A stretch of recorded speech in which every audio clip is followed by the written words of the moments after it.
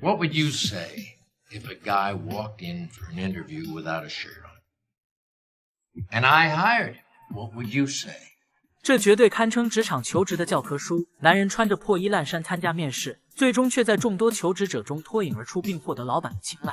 他是如何做到的呢？首先是展示自信。进门后，他并没有直接坐到椅子上，而是大步流星地走向面试官，和他们一一握手，并一遍遍地介绍自己的名字。而且他跟每个人的握手和问候都略有不同，这显示出对每一位面试官的尊重。第二步是坦诚相待。他知道今天的着装有损形象，在门外等待时，他想了很多种解释的理由，但最后还是选择了坦诚不公。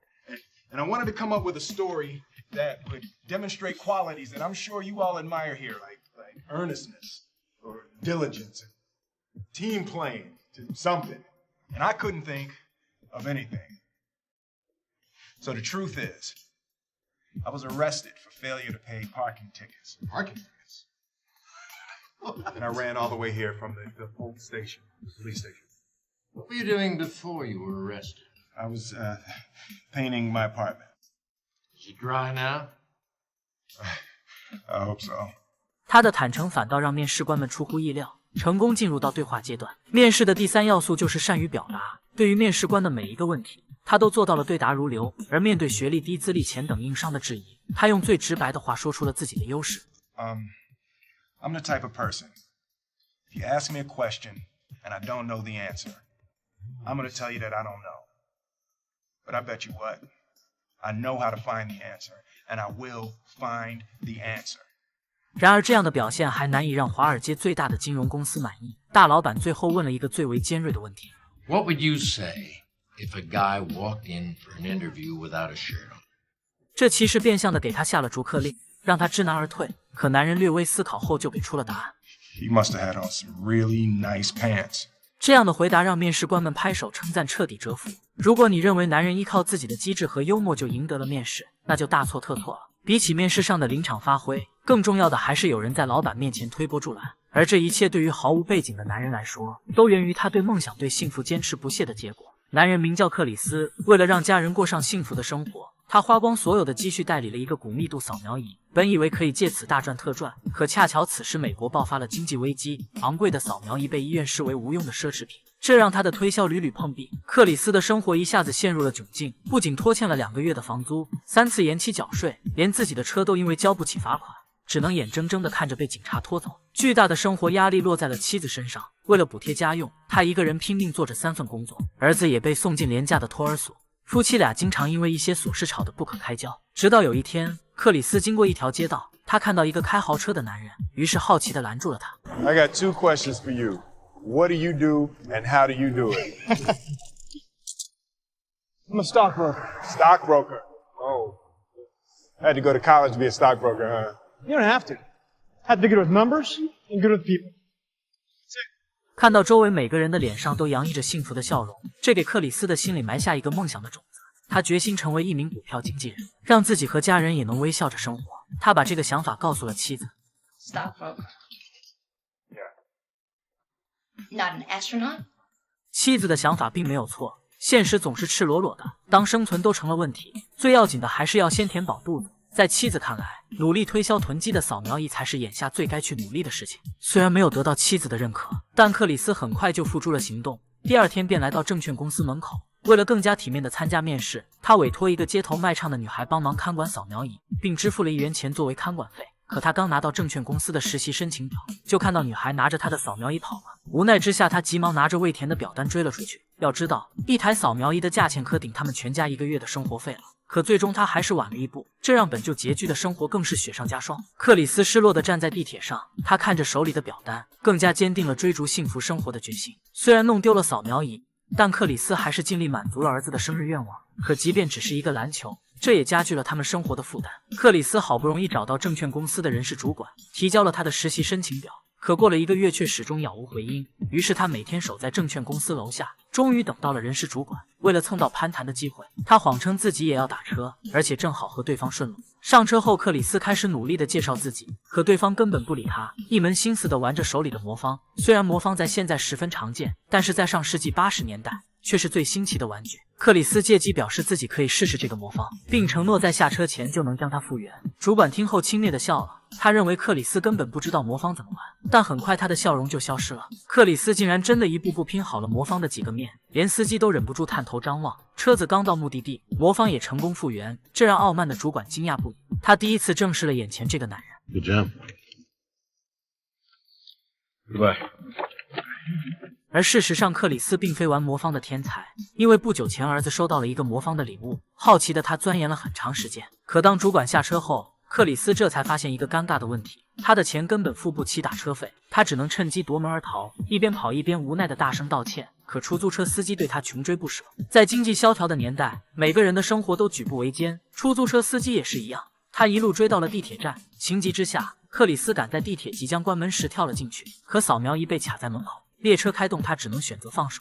他又弄丢了一台扫描仪，1个月的生活费就这样没了。外面下起了大雨，他打电话向妻子道歉，可妻子再也忍受不了这样毫无起色的生活，他要带着儿子离开。克里斯匆忙赶上了末班车，他再也抑制不住难过的心情，泪水交织着雨水从眼角滑落下来。等他拼命跑到家里时，房间里空空荡荡，妻子已经带着儿子离开。就在这时，电话铃声突然响起，是证券公司的人事主管。他通知克里斯后天上午去面试。第二天，克里斯找到妻子，两人在街上大声争吵。克里斯说绝不允许儿子离开他。他来到托儿所接走了儿子，不管生活再怎么艰难，他都要尽最大的努力让儿子幸福快乐。可是由于租金拖了太久，房东晚上找上了门。Listen, Chris, I need you out of here in the morning. The hell am I supposed to be out of here by tomorrow? I got painters coming in. All right, look, I need more time than that. Charlie. No. All right, I'll paint it myself. All right, but I gotta have some more time. I got my son up in here. All right. 1 week, and you paint it. 好不容易得到1周的宽限期，克里斯第二天一早就开始粉刷房间。可这时警察突然登门拜访，因为长期拖欠交通罚款，他被带到了警局。不管如何苦苦哀求，他还是要被拘留1天。他只能请求妻子再照顾儿子1晚。可是明天的面试又该怎么办呢？第二天他刚被释放就匆忙冲了出去。他一路飞奔到了证券公司，虽然看起来十分狼狈不堪，但他必须抓住这次机会。依靠出色的发挥，他幸运地通过了面试。可当人事主管出来祝贺他时，克里斯却意外地退缩了。 So I'll let you know, Jay. You'll let me know, Jay. What do you mean?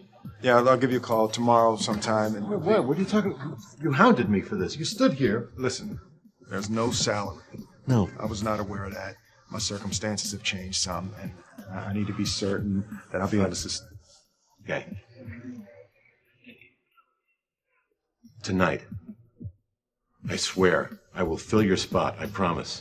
实习期没有1分钱工资，这就意味着他将工作6个月却没有收入，家里还有6台扫描仪。要想维持生活，他必须边实习边推销仪器。可推销扫描仪本身就是一个难题，而且20个实习生最终只能留下1个，极大的可能是辛苦了6个月后被无情的淘汰。一路上，克里斯在反复思考，却始终下不了决定。晚上，妻子把儿子送了回来，他打算离开这个城市，去纽约妹妹的餐厅打工。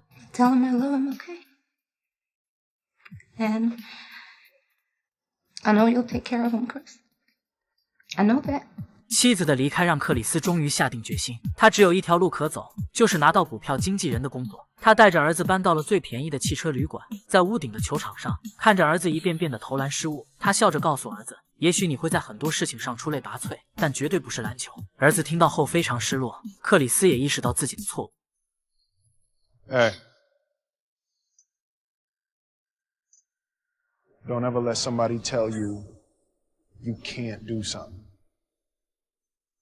Not even me. All right? All right. You got a dream. You got to protect it. People can't do something themselves. They want to tell you you can't do it.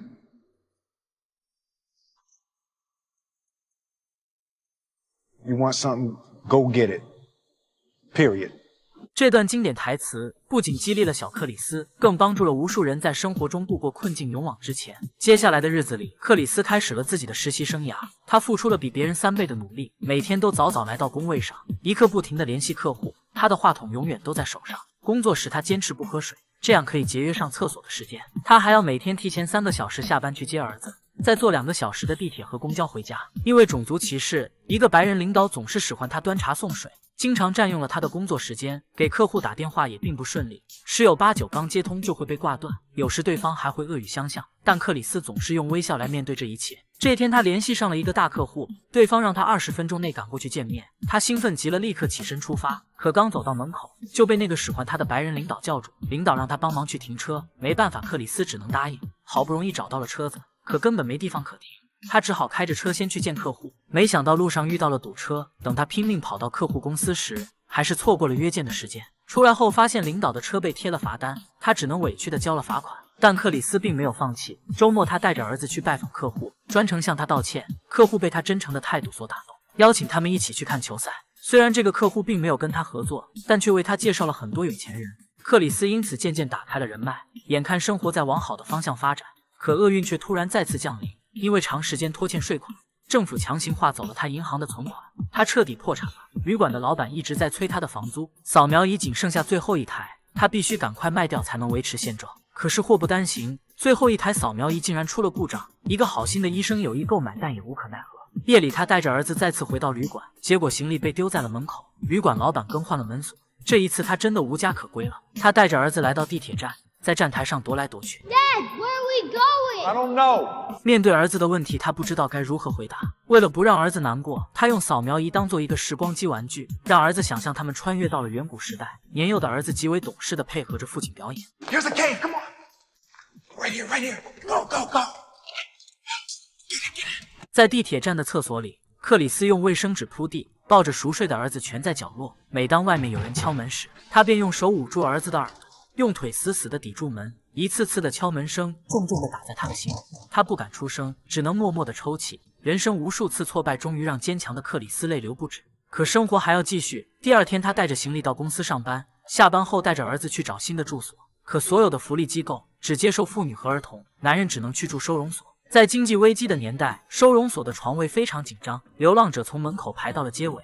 克里斯每天拉着儿子早早地跑去排队，经常会对着插队的流浪者咆哮怒吼，只为让儿子有地方可以安睡。等儿子睡着后，他借着走廊里的应急灯修理坏掉的扫描仪。工作上他一日既往地拼尽全力，成功拿到了30多个订单。不管环境多么艰难，他无时无刻不在学习。终于迎来了实习期的结业考试，其他实习生都在认真埋头答题，可克里斯却早早地递交了考卷，因为他还要赶着时间去找住所。走到门口时，恰巧碰到了老板。老板着急出门，却忘记带钱，于是他找克里斯借5块钱打车。看着手里干瘪的钱包，克里斯犹豫再三，最终还是把钱送了过去。5块钱对于别人来说不算什么，但对克里斯而言却可能是最后的晚餐。接下来的日子越来越难熬，他不得不跑到医院去卖血，然后用卖血的钱购买了扫描仪的零件。临睡前，儿子突然问他 Did Mom leave because of me? What? Did Mom leave because of me?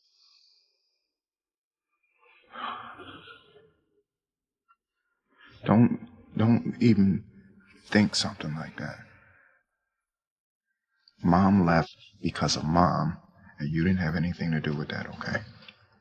Okay.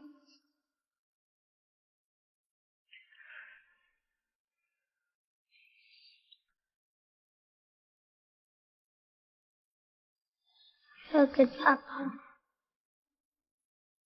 经历了无数个夜晚，他终于修好了扫描仪，希望的光瞬间照亮了暗淡的收容所，也重新照亮了克里斯的生活。好心的医生如约买下了扫描仪，这让疲于奔命的生活得以缓解。当晚他就带着儿子住进了旅店，可久违的大床上只有散落的背包。原来父子俩看着电影酣睡在了沙发上。实习期马上就要结束了，这天领导喊他去办公室，克里斯突然紧张了起来。他慢慢放下话筒，摘掉眼镜，或许这将是他最后一天坐在这里。他故作镇定地走进办公室。Hi, Chris.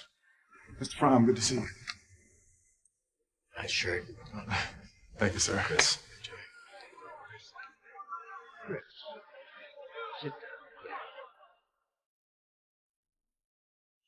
I thought I'd wear a shirt today, being the last day and all.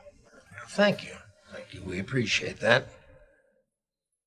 But, wear one tomorrow, though, okay?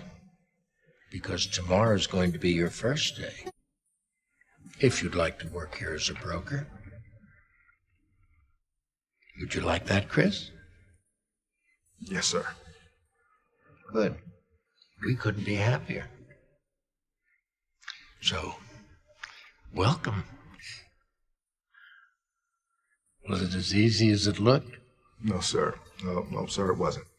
向来侃侃而谈的克里斯第一次说不出话来，泪水一瞬间充满了眼眶。他不停地点头，和老板们一一道谢，竭尽全力掩饰自己的泪水。临走时，大老板又叫住了他。Oh, Chris. I almost forgot.